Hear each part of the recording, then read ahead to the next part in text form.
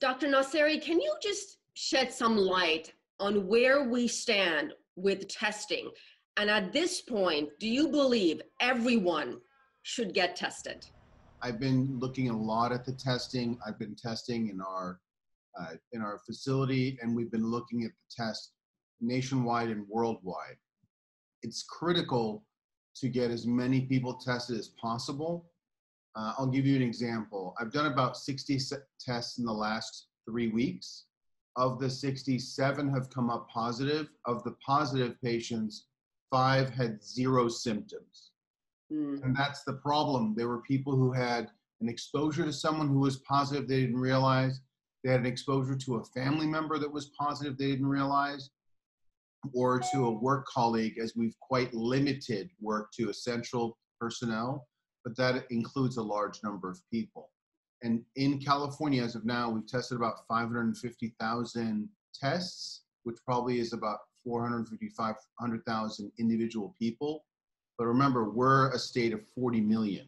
Right. And in the United States, it still is that around 1.25% that have been tested. And again, it's like an exit poll. If you took an exit poll and 1% said one way or the other, that wouldn't be reliable. So we need to have a lot higher numbers before we really look at completely reopening the economy. Let's say you got exposed on day 0.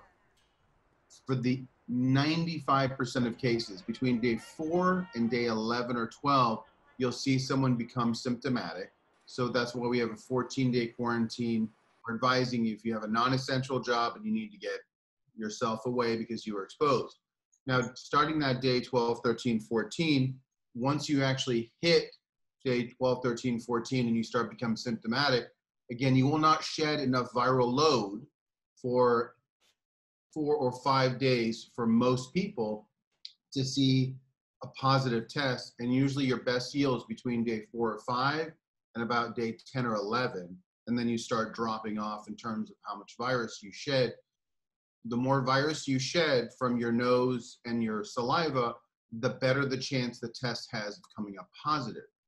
So that's the issue, is that if you test because you just were exposed to somebody, it's too early, you're not even symptomatic, that window is quite wide where you'll get a negative test, but still be developing the coronavirus. Dr. Nasseri, talk about different kinds of tests. The ones we've seen that look absolutely excruciating to watch is that long 30-second, it seems to be 30-second, nose swab. And then there's the saliva one, which is not as common, or doesn't appear to be. Is there one that seems to be more effective or more accurate? Absolutely. Thank you for that. So there are different types of tests. The most reliable are PCR or polymerase chain reaction tests, where you're looking for a few copies of the virus itself. We're looking for virus genome, parts of the virus, either protein or gene themselves, and sequences of it. And we can take 40, 50, 60 copies of that virus, amplify it like in a crime scene, and show that you have, by PCR, the coronavirus. And that, in most studies, a really good PCR, if it's several of the companies that are out there available, and then the commercial tests are in the United States, they're well above 90% sensitivity. So if you have 10 people in a room, you'll pick up all but 1. We've run out of time, Dr. Nasseri. Thank you so much for your great insight. We certainly appreciate it.